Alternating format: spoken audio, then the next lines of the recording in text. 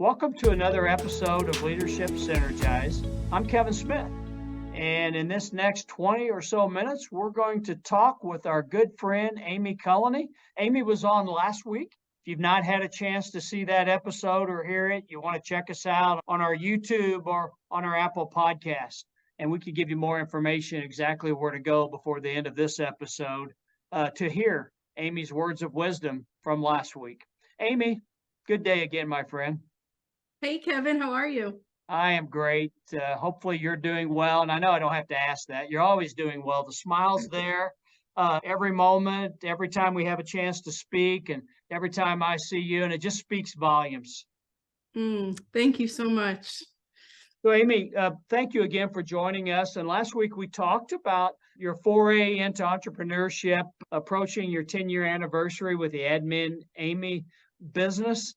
And business again almost seems a little bit shallow for me to use. It's really, Admin Amy is really not a cause, but it's a service, right? It's a service that fits the need of the individuals. And you talked about the importance of connecting with those individuals, and you briefly touched upon an individual who's impacted you, spending time mentoring you. But I know through our previous conversations that you've had a number of individuals in your life that have helped you along the way.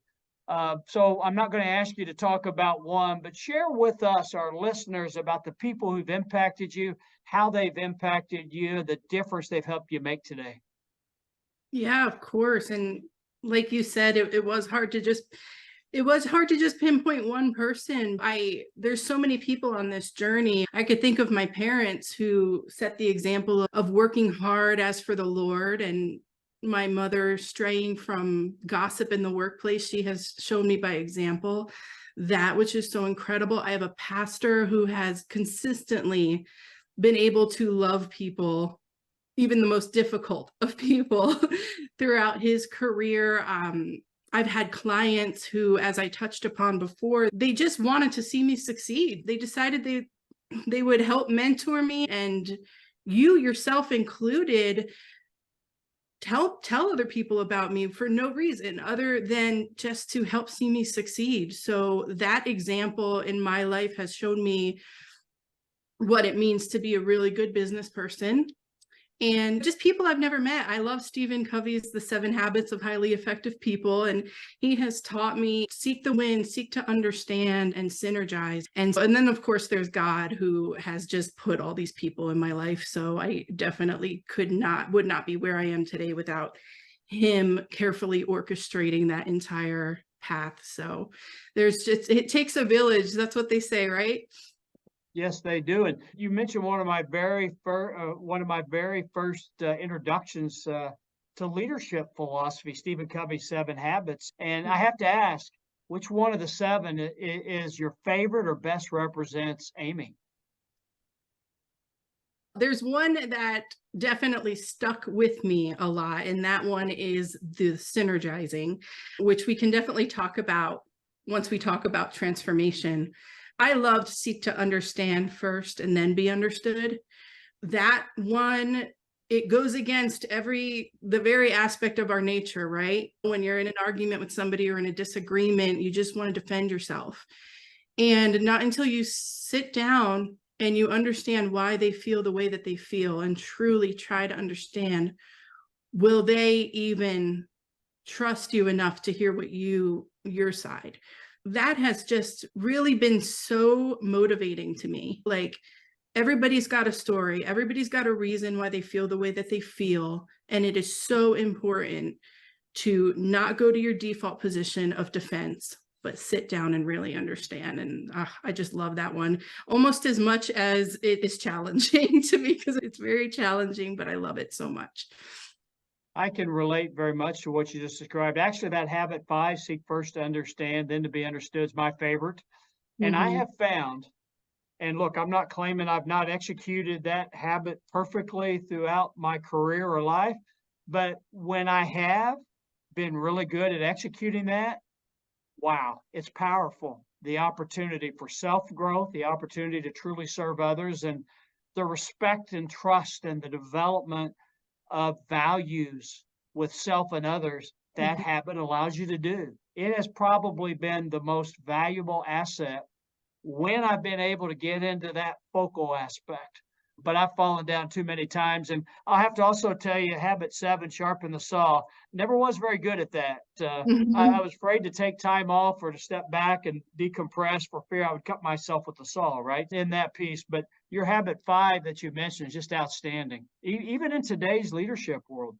Mhm. Yep, yep. And it's gosh, even now with social media, you could post something on social media and then somebody posts something mean back and it's like you just want to respond, but how is that helpful at all? It's better to call the person and say, "Hey, I saw what you commented and I'd love to talk to you about it and hear why you feel the way you feel."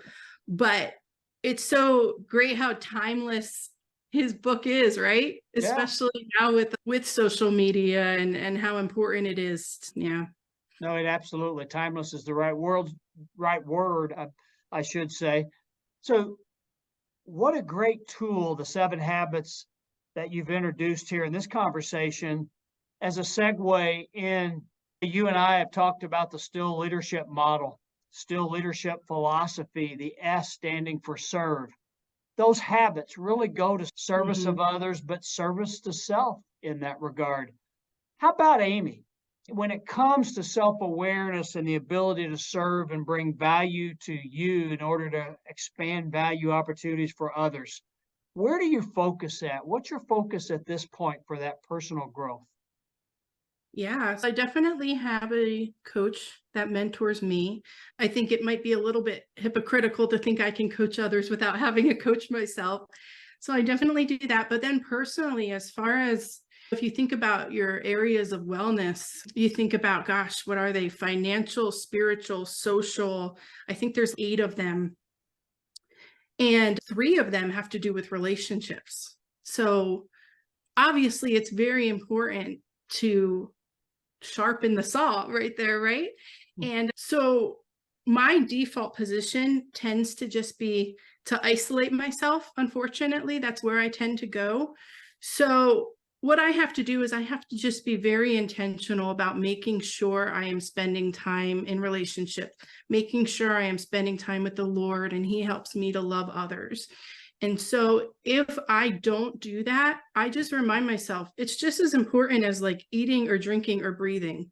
You have to spend that quiet time with the Lord. You have to spend time with the people that you love. And if I can't do it, then my sisters surely keep me accountable. So so it's just very important to, if you find that you have trouble or you find that you're too busy to spend time with the Lord or spend time in relationships, then you just have to remember, I need this just as much as I need anything else. And if you still feel as if you can't move forward in that area, then get an accountability partner. Make sure somebody is making sure that you are spending time for yourself. I think self-care is just so important, especially as a business owner. I appreciate the reference to the accountability partner piece. One of the areas in theory that I have no data behind it is I know, and speaking from my experiences, sometimes we as humans don't speak or share what we need to share. We go around it a bit for fear of inserting emotions, kicking off emotions. And the reality is, we need to be able to be that accountability partner that is open to share, but also open to receive in that aspect. Percent. I think I saw a statistic that if you are sitting down and having a weekly accountability meeting with somebody, you are 98% more likely to hit your goals. So it's important not only for yourself, but accountability is important for reaching your goals too. And I think we all need that. We all need that person in our life that not only is willing to tell us the hard things, but in our own heart, we need to say, okay, I'm willing to hear the hard things and I'm willing to not be defensive about it. I am willing to hear it and actually actively try to change. So, Well said. And you've utilized the word transformation, and that accountability partner function or process really is a great opportunity to boost the transformational aspect. Share your experience. You've transformed, I'm sure, from the standpoint of being a non-businesswoman to being a businesswoman, and now business number two in an area that I think you shared with me that maybe in your past wasn't necessarily so comfortable for you. When you think back to your strengths, Clifton strengths, I took this assessment. Mine are relator, competition, focus, consistency, and maximizer. I had to write it down or else I wouldn't remember it. So as you can see, my personality is I could get things done, I could get them well, and I could be very efficient. But I think in the transformation for me is to learn that if you unlock your full 34 strengths, it's very telling to learn that there are definitely weaknesses that I have, and that's where I had to transform as a person. If you unlock my 34 strengths, you can see that my lowest strengths have to do with communicating with others, whereas it's like woo and includer and all things that have to do with people. So I think where I definitely transformed as a business owner was saying, okay, I have a lot of strengths. That's great, but I cannot do this myself. I definitely need help. And that's where I have grown immensely in this past 10 years. And it's very funny because when I started my company, I thought I could do things my way. I don't have to deal with anything difficult. This is just my way. And boy, was I wrong. The amount I have learned in this last 10 years has definitely made me a better business person, but just help me grow as a person in general. That's fantastic. I love your story. It's exciting. What a success story you are, a success story towards significance in the placement, not just for you, but everyone that you have a chance to touch in that regard. And that brings me to the center of Still and the leadership model, influence.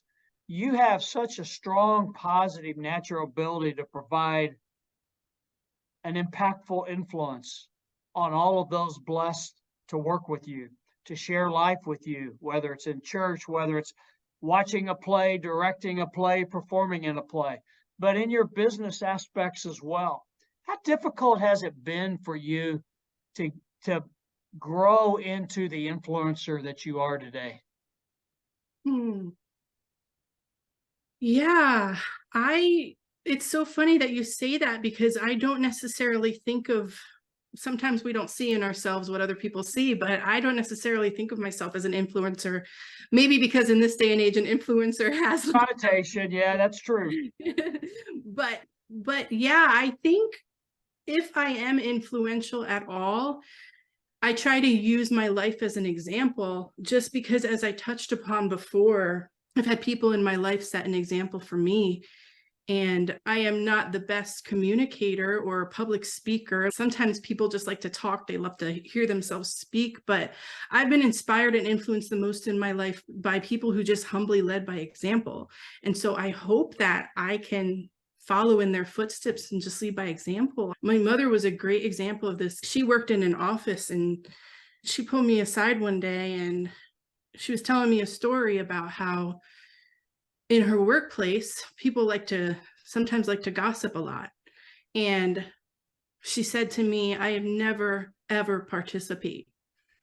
And one day a woman came up to her and said, I'm going through something and I know I don't know you that well, but I know you're not going to say anything. And she shared with her. And that story just always stuck with me because my mother never told me what to do. She led by example. And I might not be the best public speaker, but I do hope I represent Christ in just the way I live. And I just have people in my life to thank for that. I'm actually a bit surprised to hear you say on the public speaking piece of the communication. I think you communicate very well. I've told you many times you are pushing and pulling this old man from comfort zones I never knew I was in that aspect. So that takes strong communication piece. But more than anything, to your point, I think it's that humility aspect and the humbleness that you exhibit without broadcasting it, right? And I know that seems, well, that's silly to say.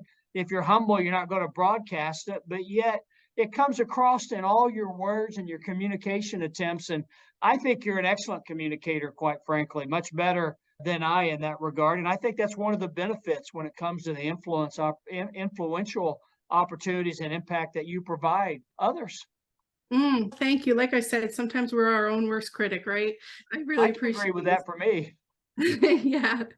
And you tell me that I pull you out of your comfort zone. You're doing the same thing for Hey, me you, on your show. But I am so thankful that you have me on because it's just been such a great experience talking to you.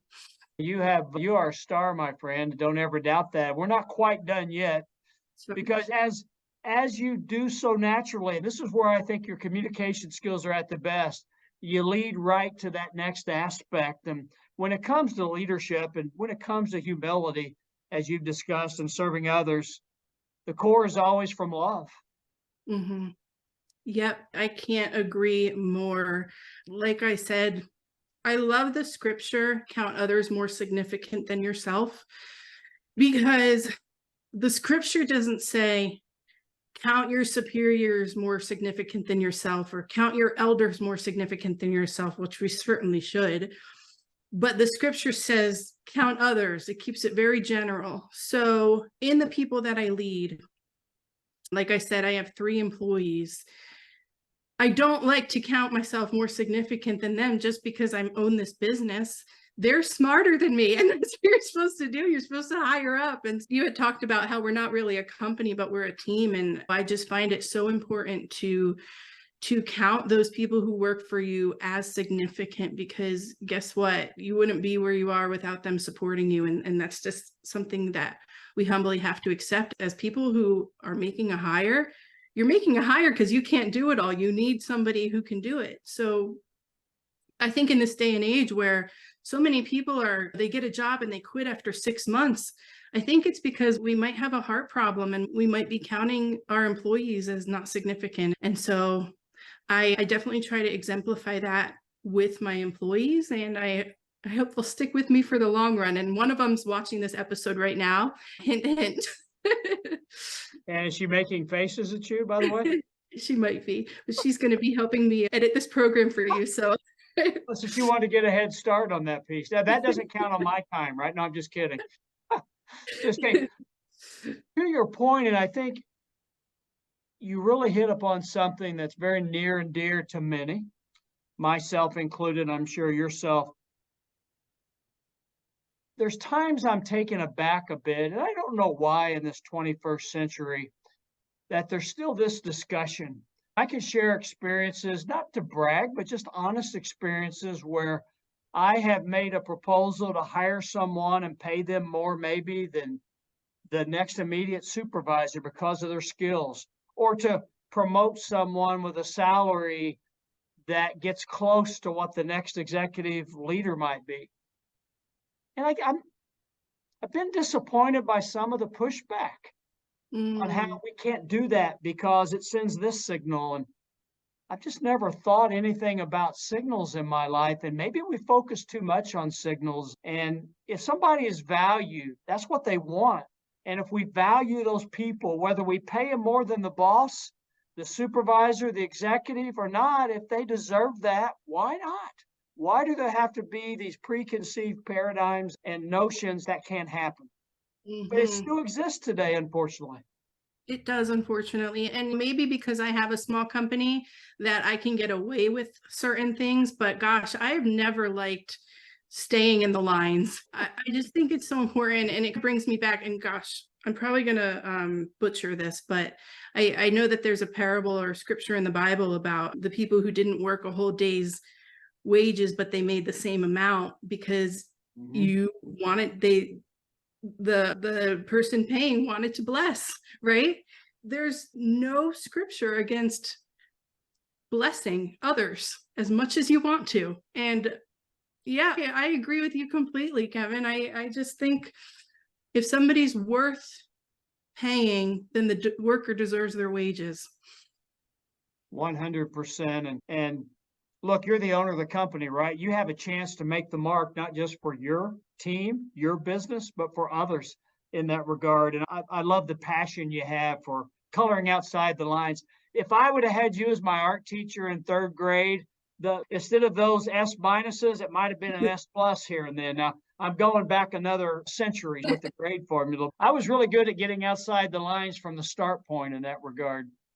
Hey, those are the most creative people. Creative, and creative is not a word that you use with me in any way, shape, or form. But Amy, as we get ready to wrap up this episode, thank you from the bottom of my heart. But I want to ask you this question, sharing just more about your experiences. And the great thing we have in this world today are business owners that represent a multitude of generational views, a multitude of generations and experiences in diversification. And there's not a better time to be a business owner.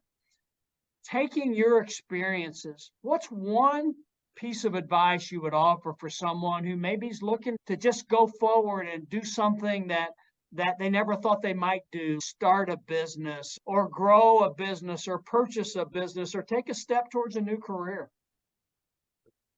I would say we're in the information age, and where that fear might come in, that I don't think I can do this. I don't know as much as the next person. I'm not as good as the next person. You have a wealth of information literally right here at your fingertips, and you can learn anything it is that you want to learn.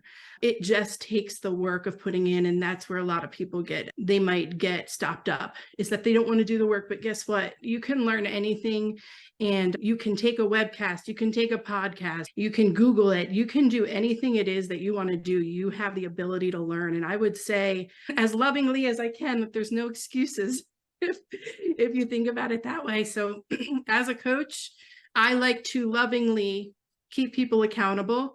And I would say that if you want to start a company, the only thing that's holding you back is you.